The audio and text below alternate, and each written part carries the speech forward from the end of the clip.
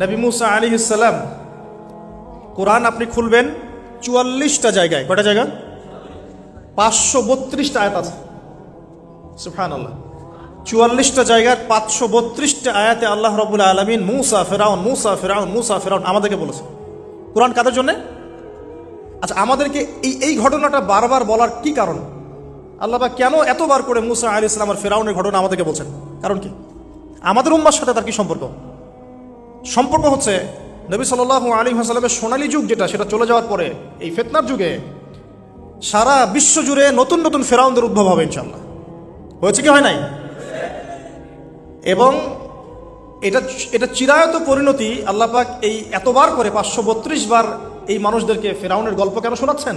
যাতে ফেরাউনের পরিণতি সম্পর্কে এরা সচেতন হয়, যাতে ওরাও ফেরাউনের পরিণতি সম্পর্কে সচেতন হয়। কে ফেরাউন? তার নাম রেমেসিস টু। রেমেসিস তো ফেরাউন কোনো নাম নয়, এটা একটা রাষ্ট্রীয় পদ, ঠিক আছে? কি কারণে সে ফেরাউন হলো? কেন তাকে ফেরাউন বলা হচ্ছে? এক দেখুন, ইউযাববিহুনা আবনাআকুম ওয়া ইস্তাহইউনা নিসাআকুম। মুসা আলাইহিস সালামের কওমের বনু ইসরাঈলদের ছেলেদেরকে মেরে ফেলছে, মেয়েদেরকে জীবিত রাখছে।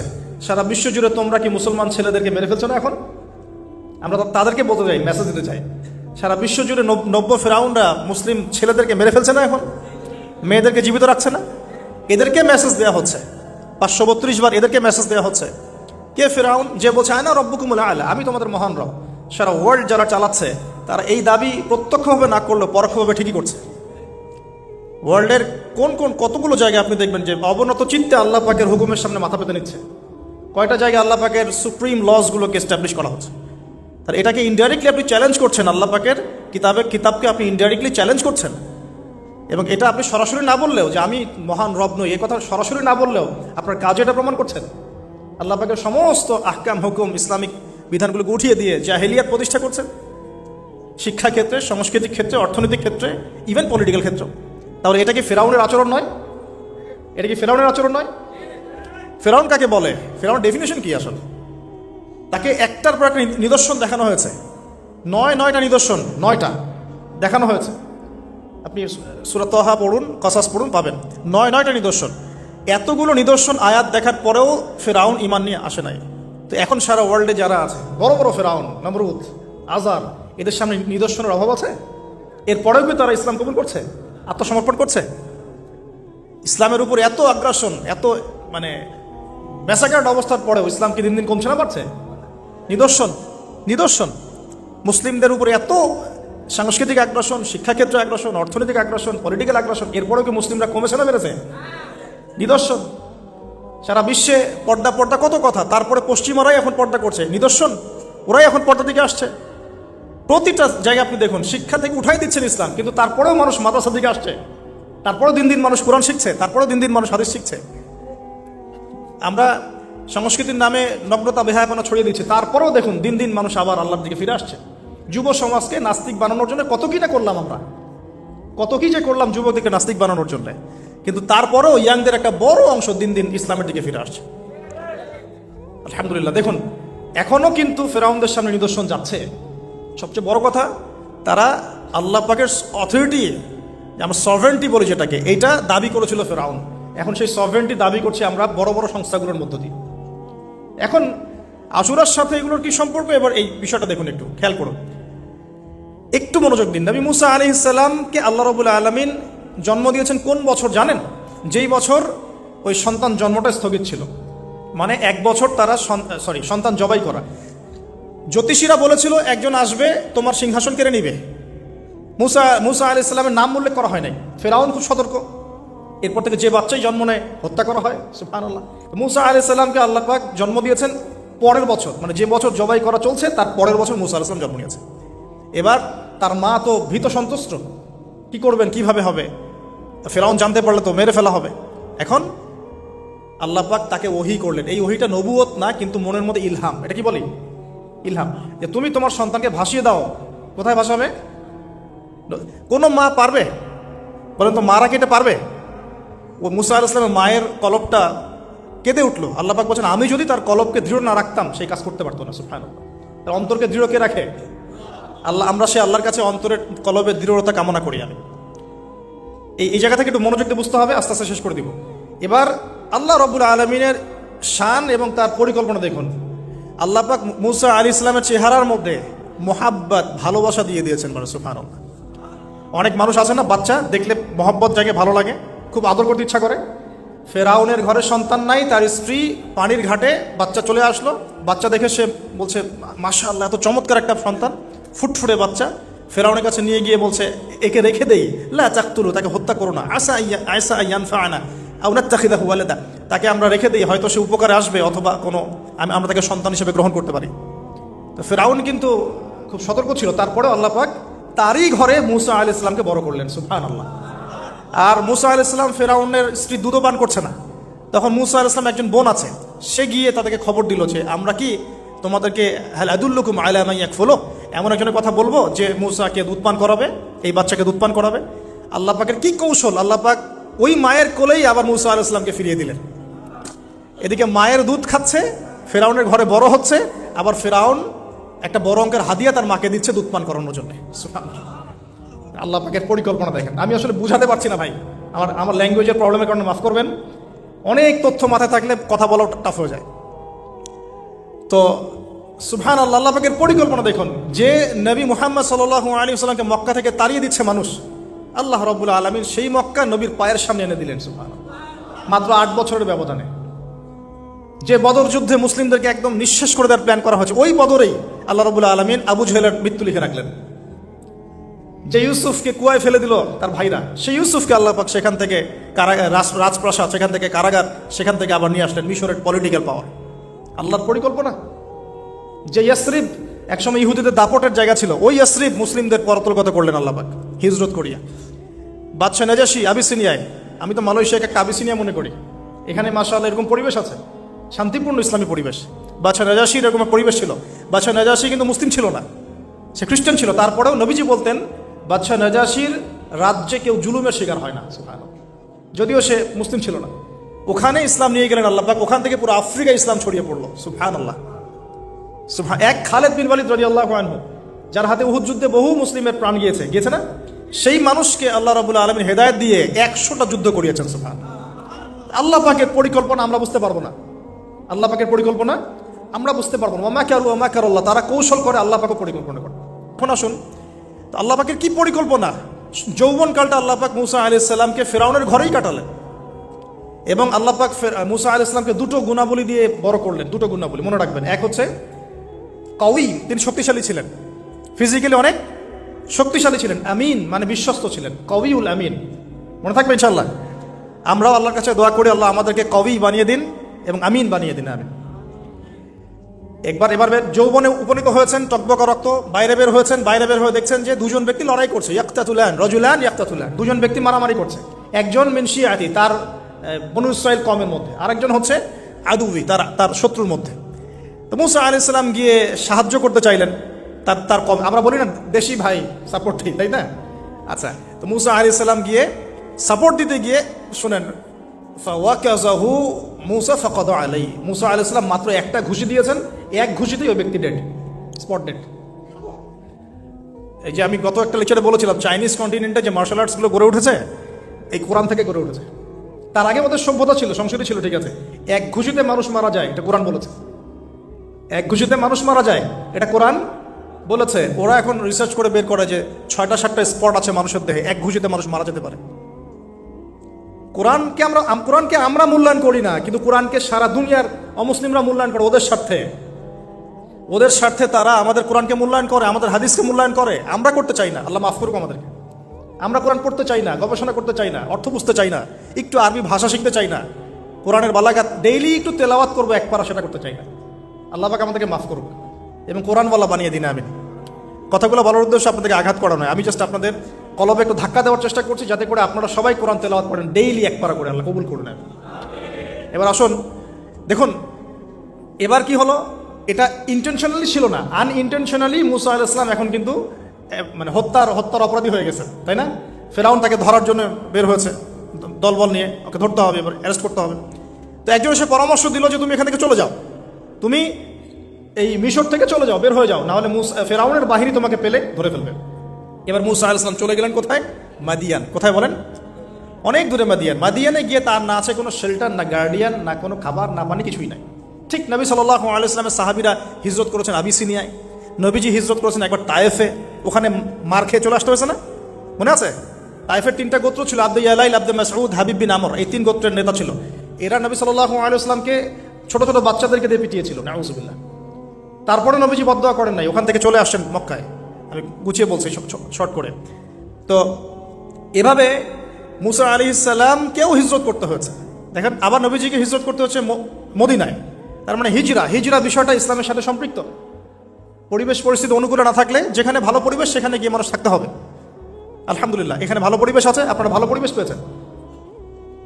কিন্তু যারা চ্যালেঞ্জ গ্রহণ করে সমাজের জাহিলিয়াতগুলোকে সরানোর চেষ্টা করবে, সংস্কারের চেষ্টা করবে, তারা আল্লাহর কাছে অনেক বেশি পছন্দের। তার মানে প্রথম ফাইট আমাদেরকে করতে হবে। করতে করতে গিয়ে এক পর্যায়ে যদি দেখি যে না, আর পারছি না, তখন কি? হিজরা। এটা মাথায় রাখতে হয়। এখন নবী সাল্লাল্লাহু আলাইহি ওয়াসাল্লামকেও করতে হচ্ছে। মুসা আলাইহিস সালাম চলে গেলেন মিশর থেকে কোথায় বলেন? মাদিয়ানে। তখন আরেকজন নবী ছিলেন, তার নাম কি? শুআয়ব। এটা মাশাআল্লাহ, শুআয়ব আলাইহিস সালাম। শুআয়ব আলাইহিস সালাম সম্পর্কে আল্লাহ পাক বলেছেন তিনি অত্যন্ত চমৎকার বাগ্মী ছিলেন। মানে তিনি নবীদের মধ্যে অনেক সুন্দর করে কথা বলতে পারতেন। সুবহানাল্লাহ, সুবহানাল্লাহ। তো শুআয়ব আলাইহিস সালামের কওমের নাম কওমে মাদিয়ান। বলে রাখি, এই কওমে মাদিয়ানকে আল্লাহ রাব্বুল আলামিন ধ্বংস করেছেন সর্বপ্রথম ভূমিকম্প দিয়ে। কি দিয়ে? পৃথিবীতে সর্বপ্রথম যে জাতিকে ভূমিকম্প দিয়ে ধ্বংস করা হয়েছে তার নাম কওমে মাদিয়ান। কেন ধ্বংস করা হয়েছে? মাপে কম দিত। কি করতো? যেটা এখনকার ওয়ার্ল্ডের ইকোনমিক সুন্নাহ, নাউযুবিল্লাহ। মানুষকে ঠকানো এখনকার ওয়ার্ল্ডের ইকোনমিক সুন্নাহ। এবং এই মানুষকে ঠকানোর জন্য ইকোনমিক সেকশনে রিবা চালু করা হয়েছে। রিবা, সব জায়গায় রিবা, এভরি সিঙ্গেল সেক্টর, যেটা under the foundation of world bank আর IMF। রিবা আছে কি নাই? আর আমরা তো রিবাটাকে এখন মনেও করি না যে মায়ের সাথে জেনা করছি, মায়ের সাথে জেনা করছি। এটাই তো হাদিসের কথা।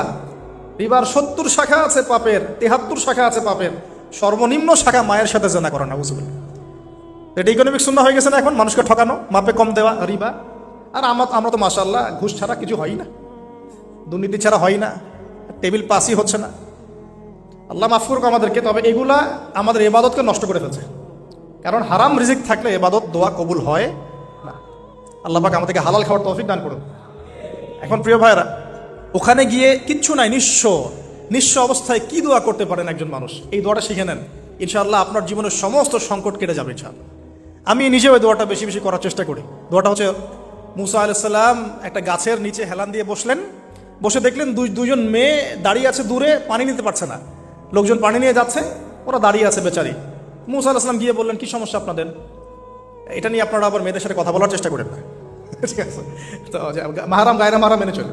তারা বললেন যে আমাদের বাবা অনেক বৃদ্ধ মানুষ, আমরা পানি নিতে পারি না যতক্ষণ না আমাদের কম পানি নিয়ে চলে যায়। মুসা আলাইহিস সালাম একটু বললাম না, ফিজিক্যালি খুব স্ট্রং ছিলেন। থাকে না বডি বিল্ডার, সামনে গিয়ে কথা বলে সরো পানি দিতে দাও, তখন মানুষ একটু মূল্যায়ন করে না। তো মুসা আলাইহিস সালাম এভাবে পানি নিয়ে দিলেন এবং বাছুরদেরকে পানি পান করালেন, করিয়ে গাছের নিচে এসে বসে আছেন। বসে বসে তিনি দোয়া করছেন। এই যে দোয়াটা তিনি দোয়া করছেন, রব্বি, একটা নেক কাজ করলেন না, মানুষের উপকার করলেন, নেক কাজ করে এসে গাছের নিচে বসে দোয়া করছেন, আল্লাহ এখানে তো আমার খাবার পানি বাসস্থান কিছুই নাই, আমি কি করব? রব্বি ইন্নী লিমা আনজালতা ইলাইয়া মিন খায়রিন ফাকির। রব্বি ইন্নী লিমা আনজালতা ইলাইয়া মিন খায়রিন ফাকির। আবার বলেন, রব্বি ইন্নী লিমা আনজালতা ইলাইয়া মিন খায়রিন ফাকির। অর্থ হচ্ছে, হে আল্লাহ, তুমি তোমার পক্ষ থেকে আমার উপরে যে নিয়ামতগুলো দিবে, আমি এর জন্য ফকির হয়ে বসে আছি। আল্লাহ, অর্থ বুঝে পড়বেন ভাই। নামাজ, রোজা, হজ, জাকাত যাই করেন আল্লাহর ওয়াস্তে অর্থ বুঝে পড়বেন। অর্থ বুঝে পড়লে আপনার ইবাদতের স্বাদ পাবেন, তৃপ্তি পাবেন, আল্লাহর সাথে কানেকশন হবে, আল্লাহর নূর পাবেন, মাআরিফত পাবেন, সত্য স্বপ্নও দেখবেন তখন ইনশাআল্লাহ। তখন শুয়ে সত্য স্বপ্ন দেখবেন ইনশাআল্লাহ। আল্লাহ পাক তৌফিক দান করে নেবেন। এবার আল্লাহ পাকের সাহায্য নেমে আসলো। ওই 2 মেয়ের মধ্যে একজন হেঁটে হেঁটে চলে আসছে। এবার এই মেয়ের হাঁটা সম্পর্কেও কোরআন কথা বলেছে, সুবহানাল্লাহ। এই মেয়ে কিভাবে হেঁটে এসেছে এই হাঁটার বর্ণনাও কোরআন দিয়েছে। কোরআন বলেছে এই মেয়ে হেঁটে আসছে লাজুক পায়ে। কি পায়ে?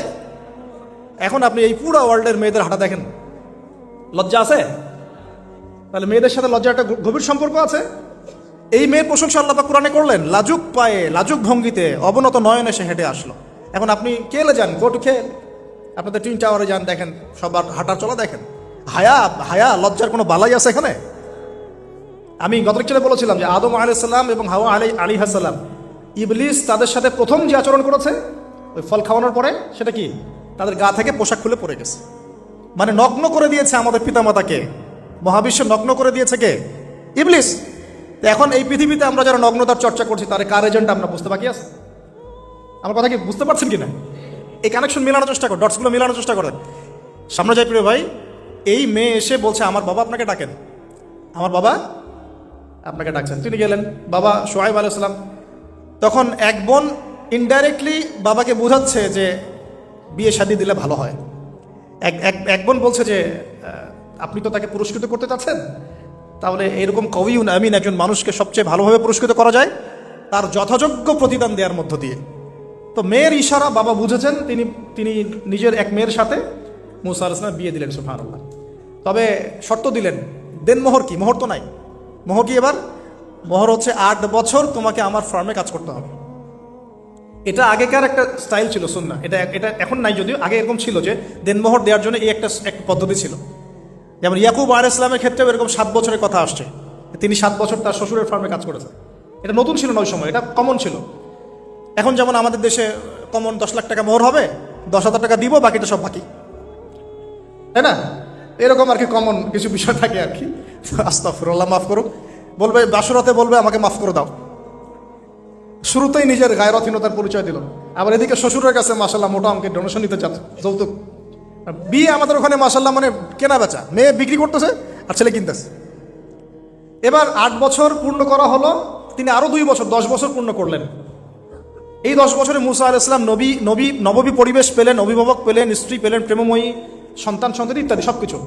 এবার আল্লাহ রাব্বুল আলামিন তাকে মিশরের দিকে যাওয়ার যে সময় তো এখন হয়ে গেছে, 10 বছর হয়েছে, মিশরের দিকে যেতে হবে। যাওয়ার পথে স্ত্রীর প্রসব বেদনা উঠেছে। তখন মুসা আলাইহিস সালাম আগুন খুঁজছেন। আগুন কি খুঁজছেন ভাই? আগুন খুঁজতে তুর পাহাড়ের ওখানে গিয়ে দেখছেন যে আগুন গাছে জ্বলছে, সবুজ পাতার উপরে আগুন। তিনি অবাক। এই সময় আওয়াজ আসলো, বিসমিল্লাহির রহমানির রহিম, ইন্নী আনা রব্বুক ফাখলা'না আলাইক ইন্নাকা বিল ওয়াদিল মুকদ্দাস তুয়া। মুসা, ইন্নানি আনা আল্লাহ লা ইলাহা ইল্লা আনা ফা'বুদনি ওয়া আকিমিস সালাতা লিযিকরি। মানে এখানে অনেকগুলো কথা আছে, সূরা তাহার মধ্যে আছে। আওয়াজ চতুর্দিক থেকে ভেসে আসলো। মহান আল্লাহ রব্বুল আলামিন তার শান অনুযায়ী, তার ইজ্জত অনুযায়ী তিনি যেভাবে কথা বলেন সেভাবে মুসা আলাইহিস সালামের সাথে কথা বললেন। আল্লাহু আকবার। বললেন, ইয়া মুসা, হে মুসা, ইন্নানি আনা আল্লাহ, নিশ্চয় আমি আল্লাহ, লা ইলাহা ইল্লা আনা, আমি ছাড়া কোনো ইলাহ নাই, ফা'বুদনি, তুমি আমার ইবাদত করো, ওয়া আকিমিস সালাতা লিযিকরি, আমার ইবাদতের জন্য সালাত কায়েম করো, আমার জিকিরের জন্য সালাত কায়েম করো, আমার স্মরণের জন্য সালাত কায়েম করো। ফাখলা'না আলাইক, তোমার জুতা খুলে ফেলো, ইন্নাকা বিল ওয়াদিল মুকদ্দাস তুয়া, তুমি তুয়া উপত্যকায় আছো, পবিত্র তুয়া উপত্যকায় আছো। আদব শেখানো হলো। এভাবে অনেক কথোপকথন হলো। নবী মুসা আলাইহিস সালাম ভয় পেয়ে গেলেন এবং আল্লাহ পাক আরো কথা বললেন, ওয়া মা তিলকা বিয়ামিনিকা ইয়া মুসা, তোমার ডান হাতে এটা কি? মুসা আলাইহিস সালাম বলছেন, ক্বালা হিয়া আসায়া আতাওয়াক্কাউ আলাইহা ওয়া আহুশু বিহা আলা গনামি ওয়া লিয়া ফিহা মাআরিব উখরা, এটা তো আমার লাঠি, এটা দিয়ে আমি ডালপালা পারি, আমার ওই যে গবাদি পশু চড়াই। আল্লাহ পাক বলছেন যে ছুঁড়ে মারো, আলকিহা ইয়া মুসা, এটা ছুঁড়ে মারো। ফালকাহা, তিনি ছুঁড়ে মারলেন, ফাইদা হিয়া হাইয়াতুন তাসা, এবং এটা ছোটাছুটি শুরু করলো, বড় একটা সাপ হয়ে গেল। সুবহানাল্লাহ। এগুলো কোনো গাল গল্প নয়, এগুলো আল্লাহ রাব্বুল আলামিনের মুজিজা, মুজিজাতুল কুবরা, এটা বড় মুজিজা। তিনি পিছনের দিকে দৌড়ানো শুরু করলেন সাপ দেখে, খাইফা ইয়াতারাক্কাব, মানে ভয়ে দৌড়ানো শুরু করলেন। আল্লাহ পাক বলছেন, লা ইয়াখাফু লাদাইনাল মুরসালিন, আমার কাছে রসুলগণ ভয় পায় না, তুমি ভয় পেও না, তুমি ওটাকে ধরো পিছন থেকে, সেটা আবার লাঠি হয়ে যাবে। পিছন থেকে হাত দেওয়া হলো, লাঠি হয়ে গেল। সুবহানাল্লাহ। এবার বলছে যে তুমি তোমার বগলের নিচে হাত ঢুকাও। মুসা আলাইহিস সালাম বগলে হাত ঢুকালেন, বের করলেন, হাত থেকে টর্চ লাইটের মতো আলো বের হওয়া শুরু। এটা দ্বিতীয় নিদর্শন। কেন দেয়া হলো নিদর্শন?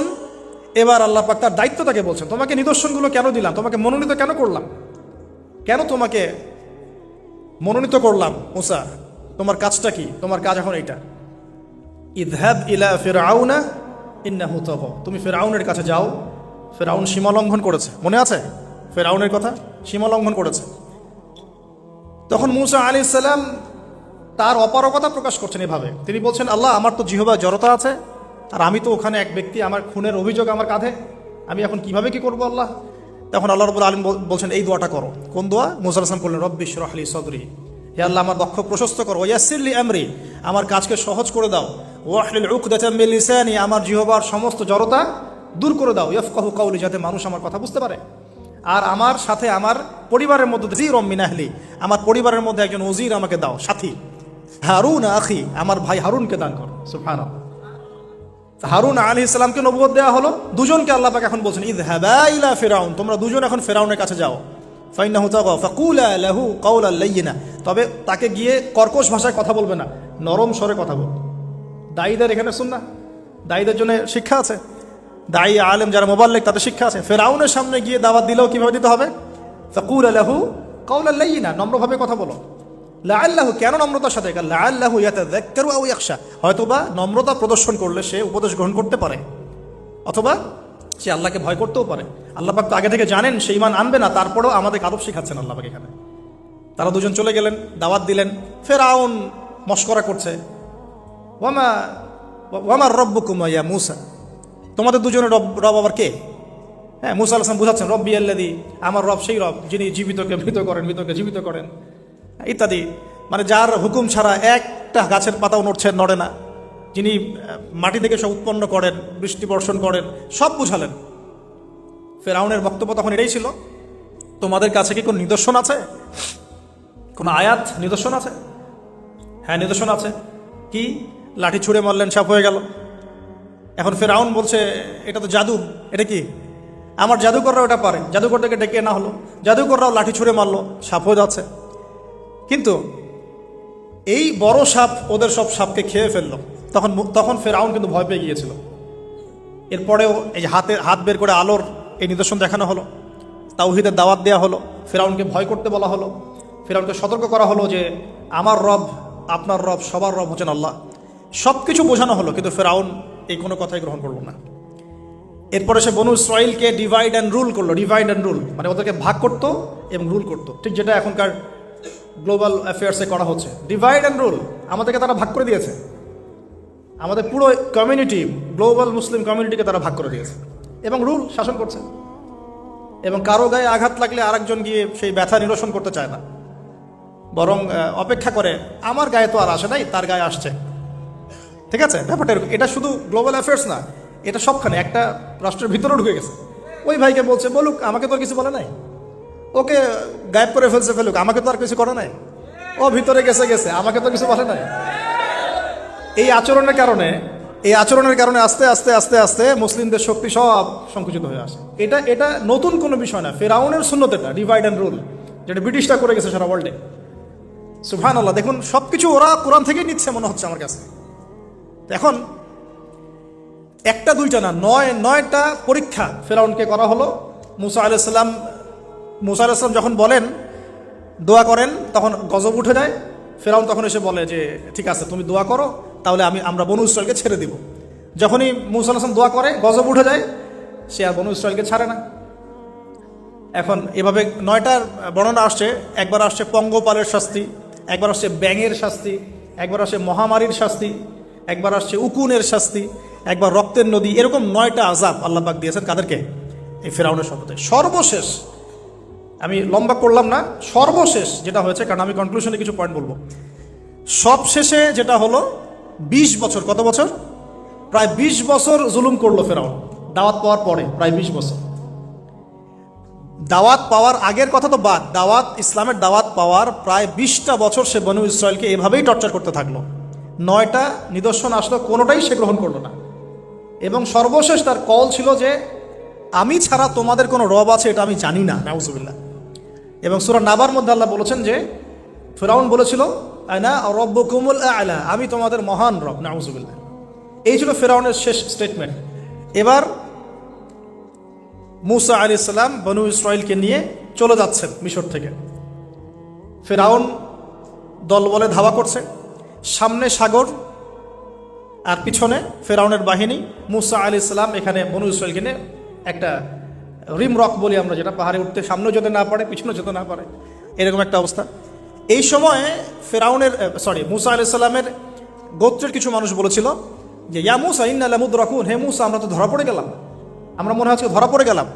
এই অবস্থাতে মূসা আলাইহিস সালাম বলেছিলেন, একটু বোঝার চেষ্টা করেন, পিছনে ফেরাউনের বিশাল বাহিনী, সামনে সমুদ্র, যাওয়ার কোনো জায়গা নাই, একদম কোনো জায়গা নেই, খালি চোখে কোনো জায়গা দেখা যাচ্ছে না। ওই সময় খালি চোখে বাহ্যিক চোখ দিয়ে কোনো উপায় দেখা যাচ্ছে না, বাহ্যিক চোখে ওই সময় কোনো উপায় দেখা যাচ্ছে না নিষ্কৃতির, নাজাতের। ঠিক এখন সারা ওয়ার্ল্ডে বাহ্যিক চোখে মুসলিমদের নাজাতের কোনো পথ দেখা যাচ্ছে না। বাহ্যিক চোখ দিয়ে কি করবে মুসলিমরা? খালি পড়াশোনা করবে, না কমিউনিটি করবে, না জিহাদ করবে, নাকি তাগুতের এগেনস্টে লড়বে? কি করবে মুসলিমরা? নাকি সারাদিন বসে বসে মসজিদে তাসবিহ টিপবে, নামাজি পড়বে? কি করবে মুসলিমরা? বাহ্যিক চোখ দিয়ে এখানেও কোনো ফয়সালা দেখা যাচ্ছে না। তখন আল্লাহ রাব্বুল আলামিন মূসা আলাইহিস সালামকে একটা পরীক্ষাও নিলেন। একজন বলছে ইন্না লামুদরাকুন, আমরা ধরা পড়ে গিয়েছে। মূসা আলাইহিস সালাম তখন বলছেন দৃঢ় চিত্তে, কাল্লা কাল্লা, কখনো না, ইন্না রব্বি মাইয়া সায়াহদিন, নিশ্চয়ই আমার রব আমার সাথে আছেন, তিনি আমাকে পথ দেখাবেন। সুবহানাল্লাহ। তাহলে আজকেও মুসলিমদের সারা ওয়ার্ল্ড ওয়াইড এই চেতনাই থাকা উচিত যে কাল্লা, কখনো না, আল্লাহ ইন্না রব্বুনা মা'ানা, নিশ্চয়ই আমাদের রব আমাদের সাথে আছেন, তিনি আমাদেরকে পথ দেখাবেন ইনশাআল্লাহ। এই পথই আমরা চাই, ইহদিনাস সিরাতাল মুস্তাকিম, তাই না?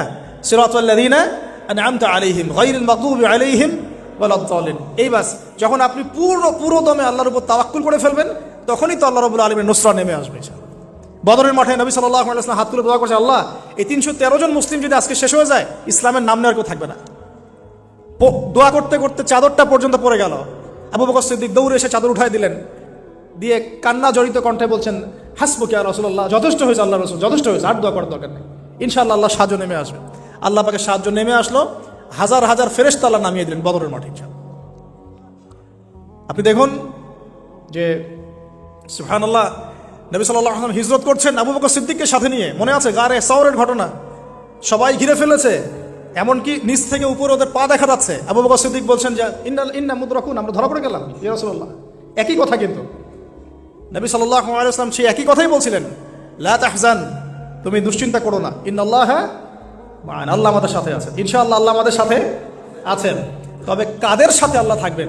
যারা নামাজ পড়ে না, যারা নামাজ পড়ে না, যারা তাওহীদ শিখে না, সুন্নতের উপর আমল করে না, যারা রিবা খোর, যারা মাদক দ্রব্য সেবন করে, জিনা করে, পর্নোগ্রাফি দেখে, যে বেপরদায় চলে, এদের সাথে আল্লাহ থাকবেন। আমরা যদি আমাদের অবস্থান উন্নত করতে না পারি, আমাদের দ্বারা উম্মার বিজয় হবে না, ফুল স্টপ। আমরা যদি আমাদের অবস্থান উন্নত করতে না পারি, মানে এই যুগের আবু বকর, ওমর, ওসমান, আলী হতে না পারি, আমাদের দ্বারা বিজয় হবে না। আপনি যত টাকা ঢালেন না কেন, যত বড় সংগঠন করেন না কেন, যত পলিটিক্যাল অ্যাফেয়ার্স ডিল করেন না কেন, যতক্ষণ এ যুগের আবু বকর, ওমর, ওসমান, আলী আমরা হতে না পারছি, আমাদের হাতে বিজয় আসবে না। প্রথম কাজটা এখানে ভাই, প্রিয় ভাইরা, রাগ করছেন নাকি কথায়? আমাদের প্রথম কাজটা এখানে। ফ্যান্টাসির কোনো মূল্য নাই এখন। I wash, show down, show off, fantasy, online, Facebook, কিচ্ছু নাই। বিশ্বাস করেন এগুলো কিচ্ছু হবে না এগুলো দিয়ে। কনস্ট্রাকটিভ কাজ না থাকলে, ইমান, আমল, তাওহীদ, সুন্নাহ, সেরকম জজবা, সেরকম ইউনিটি, আল্লাহর পথে মাল খরচের প্রেরণা, মুসলিমদেরকে সহযোগিতা করার বড় মানসিকতা, একটা ব্রড মাইন্ডের চিন্তা ভাবনা, এগুলো না থাকলে কখনো সম্ভব হবে না। এখানে সাহায্য নেমে আসছিল না? ওই গারে শহরে কি তারা ধরা পড়েছিলেন? লা তাহজান ইন্নাল্লাহা মা'ানা, ভয় পেও না, আল্লাহ আমাদের সাথে আছেন। আল্লাহ কি সাথে ছিলেন না? ঠিক একই কথা মূসা আলাইহিস সালাম বলছেন, কাল্লা, কখনো না, ইন্না রব্বি মা'িয়া সায়াহদিন, আমার রব আমার সাথে আছেন, আমার রব আমার সাথে আছেন, তিনি আমাকে পথ দেখাবেন ইনশাআল্লাহ। বলার সাথে সাথে মনে আছে ওই যে নমরুদ যখন ইব্রাহিমকে ফেলে দিচ্ছে আগুনে, জিবরিল আমিন এসে বলছেন, হাজাতুকা ইনদি, আপনার কোনো প্রয়োজন আছে আমার কাছে? ইব্রাহিম আলাইহিস সালাম আগুনে পড়তে পড়তে বলছেন, হাসবি আল্লাহ ওয়া নি'মাল ওয়াকিল, আল্লাহ আমার জন্য যথেষ্ট, তিনিই আমার উত্তম অভিভাবক, দরকার নেই। বলার সাথে সাথেই ইয়া নার কুনি বারদান ওয়া সালামান আলা ইব্রাহিম, এই আগুন ঠান্ডা হয়ে যাবে। আমার বান্দা আমাকে ডেকেছে, তার কোনো পথ নাই চোখের সামনে খোলা, এখন আমার বান্দা আমাকে ডেকেছে, আমার উপর ফরজিয়াত আমার বান্দাকে এখন সাহায্য করা, এটা আমার হক, আমার বান্দাকে সাহায্য করা। ওয়া কানা হাক্কান আলাইনা নুনজিল মুমিনিন, আমার হক হচ্ছে, আল্লাহ বলছেন আমার হক মুমিন বান্দাদেরকে নাজাত দেওয়াটা আমার হক। সুবহানাল্লাহ। তাহলে ওই যে সাহায্য এসেছে ওই নমরুদের ওখানে আগুন পরীক্ষায়, একই সাহায্য আসছে গারে শহরে, বদরের মাঠে, উহুদে, খায়বারে, খন্দকে, এই সাহায্য নেমে আসলো মূসা আলাইহিস সালামের কাছে। কি সাহায্য? লাঠি ছুঁড়ে মারো, 12টা, একটা দুইটা 12টা রাস্তা হয়েছে, সাগর ভাগ হয়েছে। এটা কি আসলেই পসিবল? এখনকার সায়েন্সকে এটাকে পেনিট্রেট করতে পারবে? আমরা তো সায়েন্সকে ইলাহ বানিয়ে নিয়েছি। ও যখন কিছু বলে হ্যাঁ, আমরা বলি হ্যাঁ, ও বলে না, আমরা বলি না। বিশ্বাস করেন? ও যখন সায়েন্স যখন কোনো কিছুকে বলে হ্যাঁ এটা ঠিক, আমরা বলি ঠিক ঠিক ঠিক। যখন সায়েন্স বলে এটা বেঠিক, আমরা বলি না বেঠিক বেঠিক। আমরা কোরআন হাদিসকে সায়েন্স দিয়ে মূল্যায়ন করছি। সুবহানাল্লাহ। এখন নামাজ পড়তে গেলে মানুষ সাইন্টিফিক ব্যাখ্যা খুঁজে, রোজা রাখা সাইন্টিফিক ব্যাখ্যা খোঁজে। ব্যাখ্যা থাকতে পারে, আমার জানার দরকার নাই তো। আমাকে আল্লাহ হুকুম করেছেন, এটাই আমার কাজ। ব্যাখ্যা থাক না থাক সেটা আমার জানার দরকারও নাই। হ্যাঁ থাকতে পারে, নাও থাকতে পারে, সব আমার বুঝে আসবে না, কিছু আসবে কিছু আসবে না। আমরা কোনো কোনো ক্ষেত্রে এটাকে টেকনোলজিকে আমাদের ইলাহ বানিয়ে নিচ্ছি। আপনি বিশ্বাস করেন, আমি আল্লাহর কসম করে বলছি, আজকে যদি নাসা বলে যে পৃথিবী থেকে লক্ষ কোটি আলোকবর্ষ দূরে একটা গ্রহের সন্ধান পাওয়া গেছে, ওখানে হুরপড়ি আছে, সোনা দানা আছে, মাটি হচ্ছে মিশকের আম্বরের, এই সেই, মানুষ বিশ্বাস করবে হ্যাঁ এরকম কোনো গ্রহ থাকতে পারে? বিশ্বাস করবে কি না? অনেস্টলি বলেন। আল্লাহ পাক কোরআনে 1400 বছর আগে বলেছেন, তার আগের ধর্মগ্রন্থেও বলেছেন জান্নাত আল্লাহ সৃষ্টি করেছেন। মানুষ বিশ্বাস করে না। নাস্তিকরা বলে, টিটকারি মারে নাস্তিকরা, মৌলবাদীরা মোল্লারা কি বলে, এই যুগে এগুলো বিশ্বাস করে মানুষ। নাউজুবিল্লাহ। নাসা যদি বলে বহু দূরে একটা গ্রহ আছে বিশাল বড়, ওখানে একটা পাথর ফেললে নিচে যেতে 70,000 বছর সময় লাগবে, মানুষ বলে হ্যাঁ এমন কোনো গ্রহ থাকতে পারে? নাম দিয়ে দিবে একটা XYZ dot dot dot dot, দিল একটা কিছু, এরকম নাম হয় না, KLR কি নাম দিয়ে দিল একটা। তো আল্লাহ পাক জাহান্নামের কথা বলছেন, মানুষ বিশ্বাস করে না। তো প্রিয় ভাইরা, এই জায়গায় সায়েন্স ব্যাখ্যা করতে পারবে না। 12টা রাস্তা হয়ে গেছে, 12টা গোত্র পার হয়ে গেল। ফেরাউন দলবল নিয়ে পার হতে চাচ্ছে, আল্লাহ রাব্বুল আলামিন ওই জায়গায় ডুবিয়ে দিলেন। সুবহানাল্লাহ। ডোবার সময় ফেরাউন ঈমান এনেছিল, এটা অনেকে আমরা জানি না। কিন্তু ডোবার সময় ফেরাউন বলছে আমানতু বিরাব্বি হারুন ওয়া মূসা। এই জায়গা থেকে আমি কনক্লুশনের দিকে যাব, একটু মনোযোগ দিন। ফেরাউন বলছে আমানতু বিরাব্বি হারুন ওয়া মূসা, কখন বলছে? ডোবার সময়। ওই সময় ফেরেশতারা তার মুখে কাদা নিক্ষেপ করছিলেন, এটা হাদিস আসছে। কারণ কাফের, ফাসেক, জালেম, এরকম মুনাফিক মৌতের সময় ফেরেশতারা মুখের উপরে প্রচন্ড জোরে আঘাত করতে থাকে। আল্লাহ আমাদেরকে হেফাজত করুন। পিঠের পিছনে, চেহারায়, কপালে। সূরা মুহাম্মদ পড়ে দেখুন, ইয়াদরিবুনা উজুহাহুম ওয়া আদবারহুম। ফেরাউনকে এই কাজ করা হচ্ছিল, কিন্তু তখনও জিবরিল আমিন তখনও তিনি একটু কনসিয়াস, যদি এখন আল্লাহ তার তওবা কবুল করে ফেলে। সুবহানাল্লাহ। তাহলে আমরা কেন তওবা করতে দেরি করছি? আজকে থেকে জীবনটাকে ঢেলে সাজাবো ইনশাআল্লাহ। আল্লাহ তৌফিক দান করুন।